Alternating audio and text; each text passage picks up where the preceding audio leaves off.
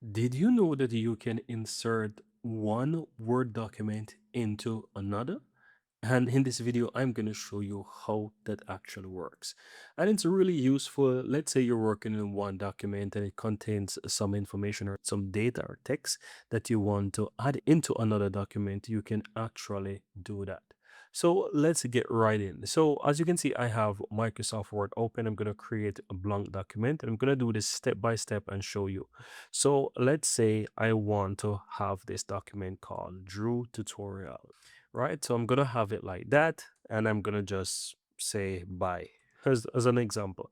I'm gonna save this text document right here. So I'm gonna click on save right here and choose this PC. I'm gonna do it on the desktop as an example.